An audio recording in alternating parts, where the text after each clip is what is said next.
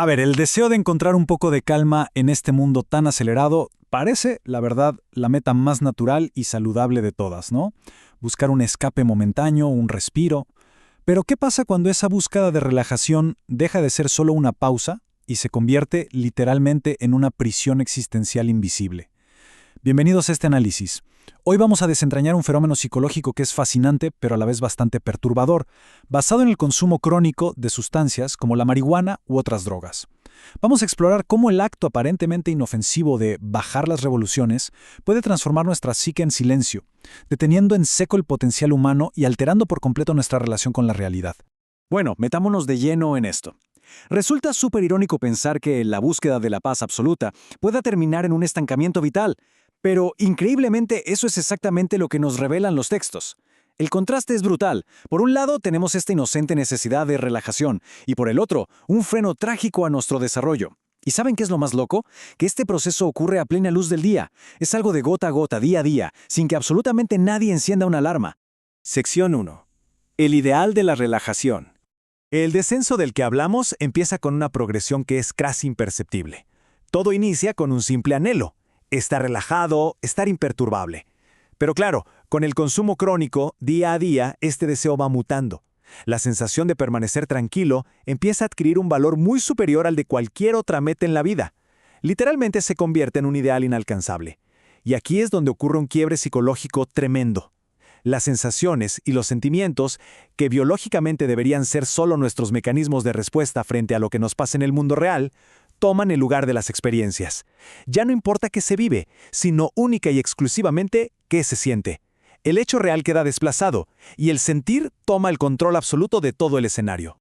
Sección 2. La realidad tergiversada. Y ahora, lo que es realmente interesante de esto es cómo ocurre un colapso total de la realidad compartida. Cuando ese mundo interior e individual ya no se gestiona, sino que pasa a ser el hecho en sí mismo, cobra un poder desmedido. La persona, queriendo preservar a toda costa ese estado imperturbable, se vuelve el centro de todo. Toda su energía se enfoca en cuidar esa especie de burbuja donde todo parece estar bien, donde ninguna situación de afuera es lo suficientemente importante como para justificar moverse o alterarse. Este estado de inmovilidad perfecta tiene un nombre fascinante: neotenia mental inducida. En términos simples, es la creación de un estado ficticio. Imagínenlo como un vientre materno artificial en el que uno se sumerge para sentirse colmado, protegido de cualquier roce o problema, y esto se defiende a capa y espada. Aquí es donde vemos el mecanismo de la adicción desde esta perspectiva. Cualquier cosa de la vida real que amenace con sacar a la persona de ese confort se percibe como hostil, como una amenaza enorme. Entonces, como respuesta, se necesita urgentemente una nueva dosis para anestesiar esa incomodidad, colmar de nuevo los sentidos y volver a meterse en ese vientre ficticio. Hasta acá, todo esto podría parecer nada más que un mecanismo de evasión extremo, ¿verdad?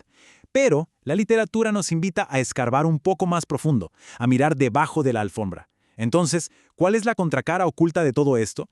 ¿Qué se esconde realmente detrás de esta aparente búsqueda de paz perpetua? Sección 3. La pulsión de muerte. Entonces, el punto crucial aquí es este. Esa inmovilidad, esa evasión absoluta de cualquier dolor o movimiento, es en realidad lo que en psicoanálisis se conoce como pulsión de muerte. Es un concepto bastante fuerte, la verdad.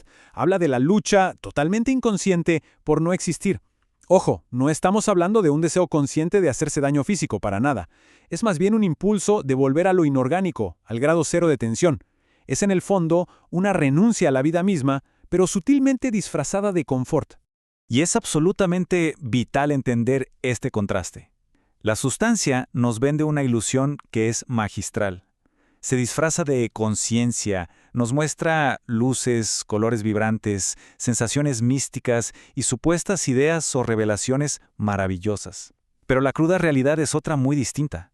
Mientras la mente está flotando en esa fantasía luminosa, la sustancia está, literalmente, drenando la verdadera energía vital.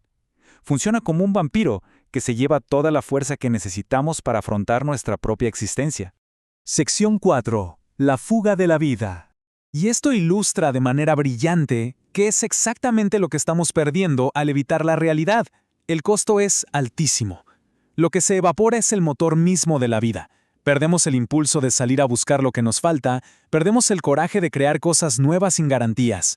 Nos perdemos de experimentar los matices reales, esa vivencia tan, pero tan humana de caer y volver a levantarse. Al huir de los problemas, bloqueamos la hermosa fricción de los contrastes, que es justamente el único lugar donde ocurre el crecimiento verdadero. Al no poder tolerar esta fricción aparece un mecanismo de defensa de manual, la proyección, quien se refugia en esta fantasía de vida armoniosa que, seamos sinceros, no existe. Se ve incapaz de asumir la vida tal y como es. ¿Y qué pasa? Culpan a los demás.